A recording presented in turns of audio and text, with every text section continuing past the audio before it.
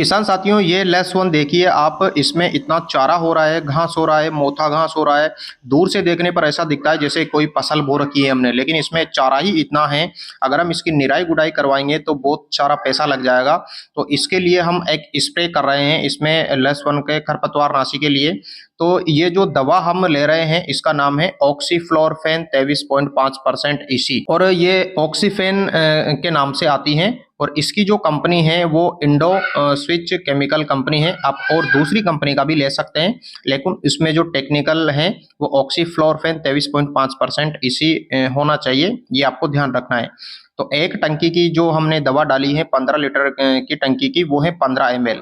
तो 15 ml दवा को आप यानी ऑक्सीफ्लोरफेन 23.5% इसी को मिलाकर लेस वन में खरपतवारनाशी के लिए आप इसका स्प्रे कर सकते हैं। तो लेस वन के जो जितने भी खरपतवारनाशी हैं वो सब खत्म हो जाएंगे, तुरंत कंट्रोल हो जाएंगे। किसान साथियों, जो ऑक्सीफ्लोरफेन 23.5% ईसी है, इसको आप प्याज की फसल के अंदर भी उपयोग कर सकते हैं खरपतवारनाशी के रूप में, और लेस वन की फसल के लिए भी इस्तेमाल कर सकते हैं। जो हमने दवा लाई है मार्केट से ऑक्सीफ्लोरफेन वाली, ऑक्सीफेन के नाम से, वो 120 रुपए की आई है और 50 ml आती है उसमें।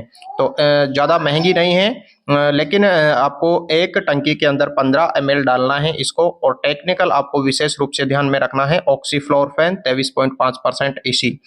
तो प्याज की फसल के अंदर और जो लेस वन की फसल के अंदर जितने भी खरपतवार हैं प्रारंभिक अवस्था में, वो आपके सभी कंट्रोल हो जाएंगे और आपकी जो फसल है पूर्ण रूप से यानी अच्छी हो जाएगी। किसान साथियों, ये जो आप खेत देख रहे हैं इसमें दीपावली पर लेस वन बोया गया था और लगभग ये 20 दिन के आसपास हो चुका है, और इसमें चारा बहुत ज़्यादा था तो स्प्रे कर दिया हमने।